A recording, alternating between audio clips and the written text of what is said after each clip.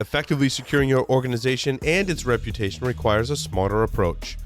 To maximize efficiency and minimize risk, security experts turn to LogRhythm, the only leading solution built solely for security teams by a security team committed to your success. With next-gen SIEM, user and entity behavior analytics, network traffic and behavior analysis, security automation and orchestration, and compliance, LogRhythm provides security made smarter. Let the team at Black Hills Information Security test your defenses. With over 10 years of experience in penetration testing, red teaming, and threat hunting, the testers at Black Hills will help you find the holes in your security before the bad guys do. The team at Black Hills cares about educating and sharing their knowledge by creating countless blogs, open source tools, and webcasts for you to learn more about the tradecraft of pen testing and red teaming. Visit securityweekly.com/BHIS to join their mailing list and view the latest blogs and webcasts from Black Hills Information Security. Signal Sciences secures the most important web applications, APIs, and microservices of the world's leading companies, protecting over 7,500 applications and 150 billion production requests per week. Signal Sciences' next-gen WAF and RASP help companies increase security and maintain site reliability without sacrificing velocity, all at the lowest total cost of ownership. Signal Sciences' patented technology protects any application against any attack, with integrations into any DevOps toolchain. Signal Sciences, demand more from your WAF. Learn more at signalsciences.com/PSW. Welcome back, everyone, to Enterprise Security Weekly. A couple of quick announcements. We are working on dealing with the problem that our listeners have told us about, which they're overwhelmed with the amount of content that we distribute. If you sign up for our listener interest lists, you can enroll in that program, securityweekly.com/subscribe. Click that button. And we're making progress every day. We're making some good progress lately on being able to do that. So. Yeah, we have the new website in development with the new filtering capabilities. We just got to recategorize content. Then we can start to link all that stuff together. It'll be great. It's going to be awesome. Also, we'll be at Hacker Halted in Atlanta, Georgia from October 10th through the 11th. EC Council is offering our listeners a 15% discount to attend any of their bootcamp courses or workshop. You can go to securityweekly.com/Hacker Halted. Workshops, plural. There's multiple workshops. I said workshop. Sorry. Oh, and we have an interview. Sorry, I forgot where I was for a moment there. Britta Glade and Linda Gray from RSA are here with us. Welcome.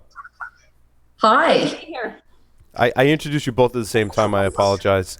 That's all right. Britta, you are the Director of Content and Curation for the RSA Conference. What does that mean you do exactly? Is janitor an easier title?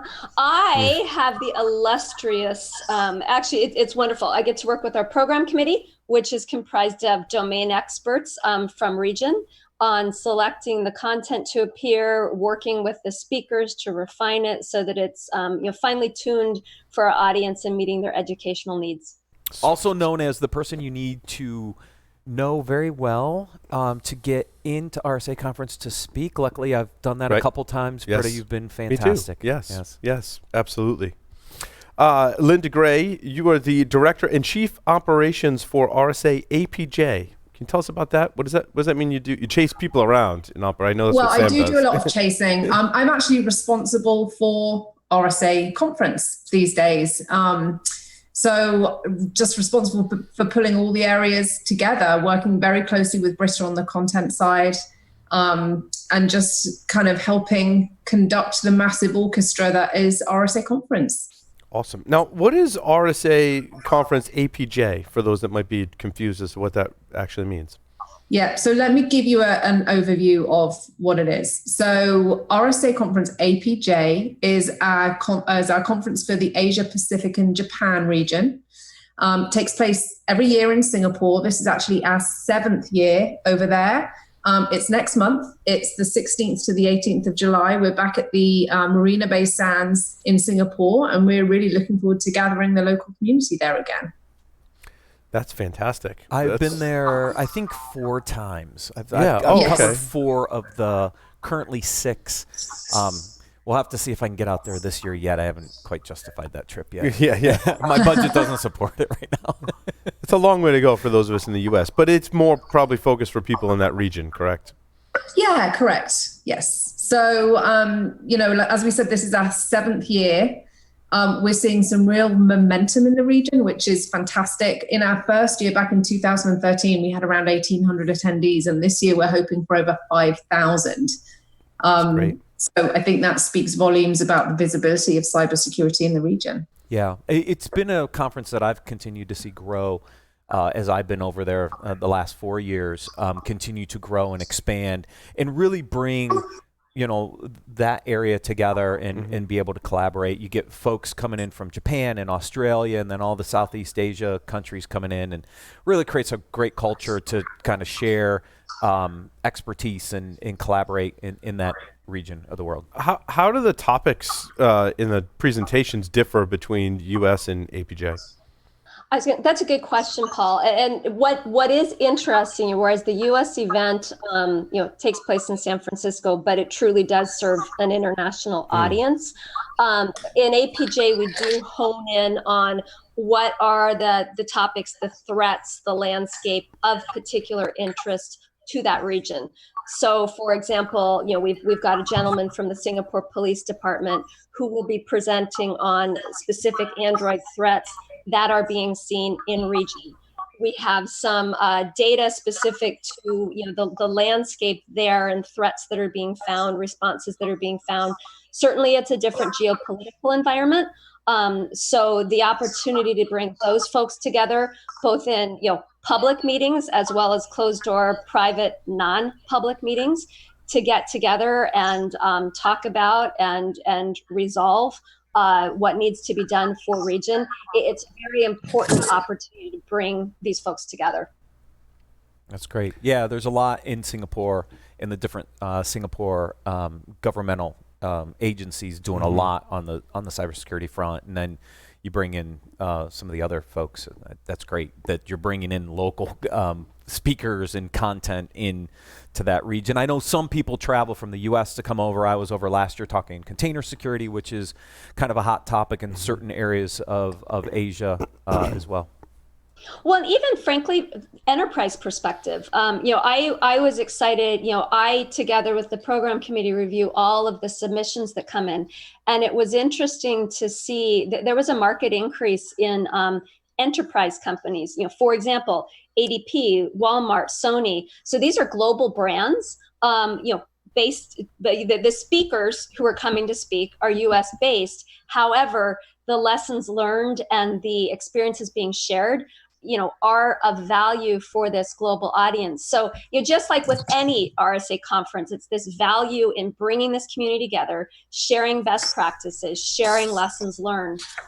There are some things that globally apply, but then, applied at the regional level in very purposeful ways to help them progress their cybersecurity initiatives.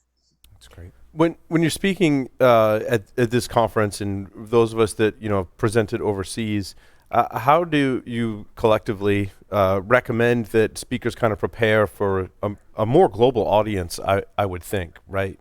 I think some of us tend to, and I think it's gotten better, have a U.S.-centric view, of the world when we're presenting. But I'd imagine you have to take that in consideration when you're speaking at a conference like this one. Absolutely. And we do work with the speakers on that. But, as you said, any speaker anyway, we're aware of the international landscape. It's interesting. Had you asked me a few years ago, how is Q&A going to be received? Are people going to engage, this, that, and the other? I would have anticipated this audience to be a little bit more reserved. What I have seen in practice over the last couple of years is there's a very strong interest in engaging. We've put together a lot of programs. So we have the traditional speaking opportunities, right, at RSA Conference. We have closed door private meetings that are their own thing.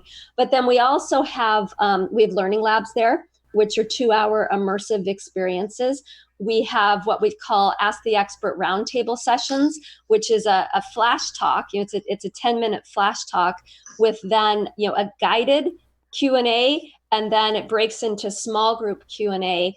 And then we also have birds of a feather. So there is, from a speaker perspective, there's an appetite to engage. Sometimes you need to work a little bit more to get that first question flowing.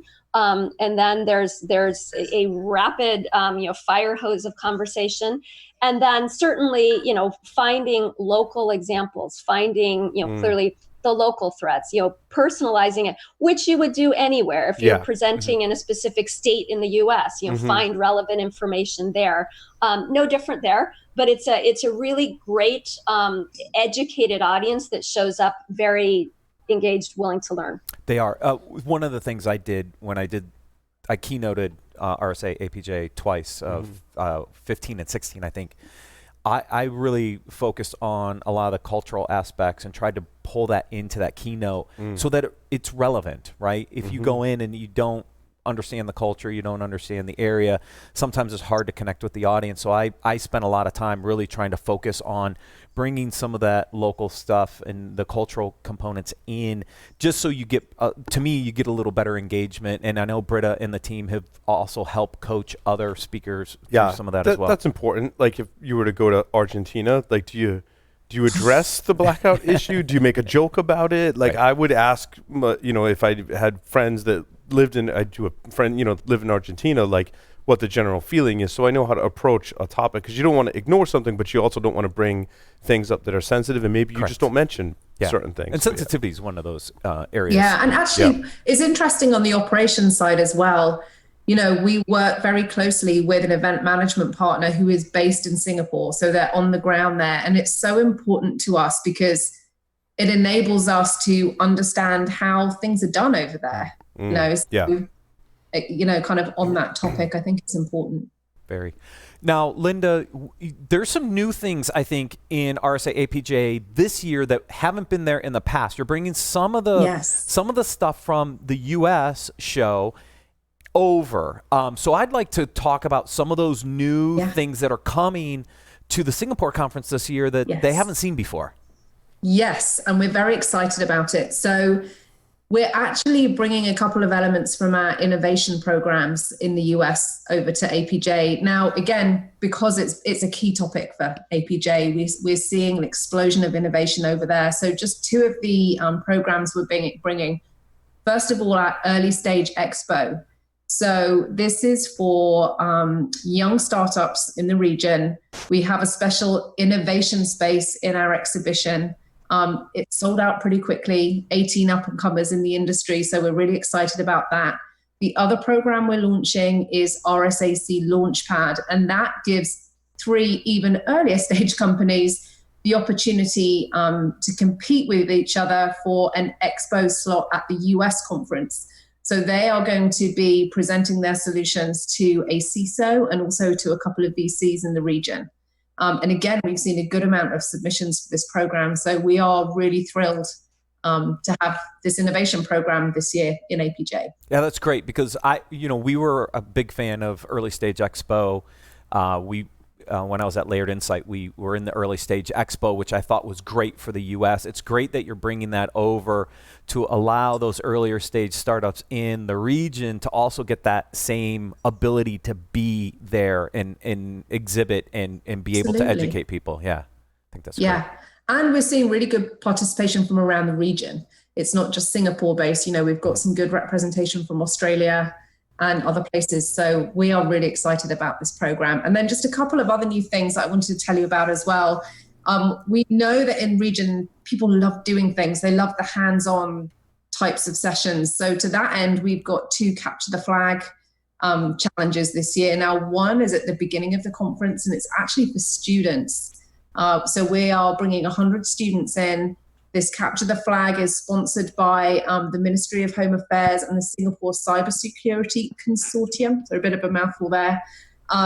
So they are bringing in these students from Singapore's Institute of Technical Education, from junior colleges, from polytechnics, from universities, and they're all going to be competing against each other over the course of a day. So that's really exciting. And then the second thing, and another program we've run successfully at our US conference, is SANS Net Wars. Another Capture the Flag style competition, but this time for attendees. And it's really designed to build and enhance people's cybersecurity skills. And they're going to be competing with their peers through progressively difficult challenges. So we've seen real success with this in the US, and I know that we're going to see success with it in APJ too.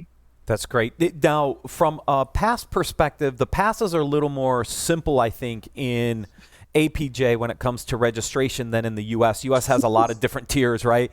And so are there differences in what you can do based on the different passes available for the APJ conference? Yeah, that's a great question. So yes, so you can either buy a full conference pass, which allows you to go to all the conference activities over the course of the event, or you can get a complimentary visitor pass, and that just allows you into the exhibition and then into the keynotes on the second and third day. Got it. Yeah, much more simplified, because US Definitely has all those simplified. different levels. Yes. That's great. Any other interesting topics or speakers that are going to come in? I was going to ask about keynote speakers. Yeah. Britta, do you want to take this one? Sure. Although there's always surprises. We like to, keep something in hand to keep everyone on the toes and surprised. But yes, we have some great speakers. One that we're bringing back, actually, who was so well received, from the U.S. is Linda, help me with her name. She was awesome. The teenager who was so inspiring. Kyla Guru, our security supergirl. Mm-hmm. Yes, Kyla is coming back to inspire the crowd there. She was so well received in the U.S. that we thought, bringing this message, obviously you're seeing a continued thread between what Linda talked about and this here to, the next generation. There is so much power and inspiration to be found from the next leaders, this next generation. So we thought Kyla would be great there. To that end, we actually on the track, and I know you asked me keynote, but I'm going to zip to a track and then back to the keynote. We have a 14-year-old who will be presenting on a gift card scam. And that, when the program committee was reviewing submissions that came in, that was actually one of the ones they were most interested in. He will be presenting in detail about this scam, how they found it, the different companies that he notified about it and how he worked with them, found tremendous support from these organizations and what he was doing. He'll be presenting some step-by-step there. So you have two teenagers who will be speaking to this great crowd in APJ, which I find so inspiring. And then our closing keynote, I'm super excited about, and I won't give you too much detail. You'll see it through the live stream, which will be available at conference. But we're going to be looking in depth at this human element.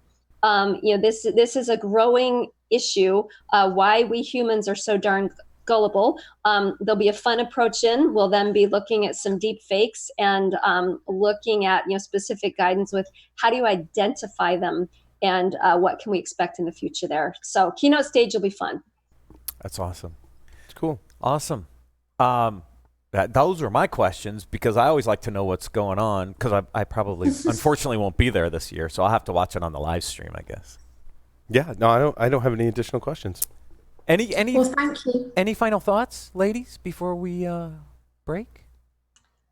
One of the things I'm most excited about as I'm looking at how the program has developed, since that's where I'm in the weeds focused, again, is the rapid maturation in this region, the exciting innovation that's happening. There's a lot of different work being done from across the region, and you'll see that on display at conference. It's exciting for us to be able to bring these people together, but also bring them to this larger audience that is RSA Conference. Work with SOCs and people being willing to, talk, in detail about what they're seeing, what they're doing, successes they've had, failures they've had. This is healthy, where we're getting at threat intelligence that's being shared. And there's really, I feel like we've turned a significant corner in the maturity of the conversation that we're able to have. And that's exciting and a wonderful, kudos to the leaders in the region and what's happening. That's great. Yeah, and to add to that, we are always so excited to go to Singapore. I love this conference. It's been so good to be part of it from the beginning. So it kind of feels like it's our baby in a way. And it is, like Britta said, it's great to see the momentum and see it grow. And it's always a great event. What's your favorite thing to do in Singapore? Matt or guests? Well, or all of you? Well, first I have to have chili crab whenever I go to Singapore. So food-wise, it's a foodie. It's a foodie city, right? I mean, the food level there, but I always have to have my chili or black pepper crab when I'm there. We usually kind of get one of each. You've got the night zoo, which is really awesome to go see the night zoo. You've got the botanical gardens right across the street from Marina Bay Sands, which is interesting. You can go into Chinatown. There's a lot of really interesting things to do in Singapore. And I would say foot massage, there's nothing like it, like the ones you do in Singapore. And the team always teases me. I like to just wander. I am a wanderer, and Singapore is so darn safe. So any given night, I will just take off a direction and walk and walk and walk. And there's great street food. Chinatown is really cool. If you've seen Crazy Rich Asians, which is super fun, you have a good flavor for the world in and around Marina Bay Sands. And as Matt mentioned, Garden by the Bay is right behind with those cool avatar-like trees. Super fun. So love Singapore. Yeah, awesome. It's got a great transportation system. You can easily get from Marina Bay Sands out to the rest of the city and explore. And it's a great city. There's a beautiful orchid garden in the city as well. I mean, I've spent many weekends in Singapore, having traveled over there so often that I've seen a lot of those sites. It's a great city to see. Well, fantastic. Matt, do we have a link that people can go to or a place you want to direct them? RSAconference.com/events/AP19, I believe, is the right URL. You are on. That's it. Awesome. Thanks, guys. Fantastic. Thanks, Linda. Thanks, Britta. Good to see you. Good to see you too. And Great to be here. with that will conclude this episode of Enterprise Security Weekly. Thank you, everyone, for listening and watching. We'll see you next time.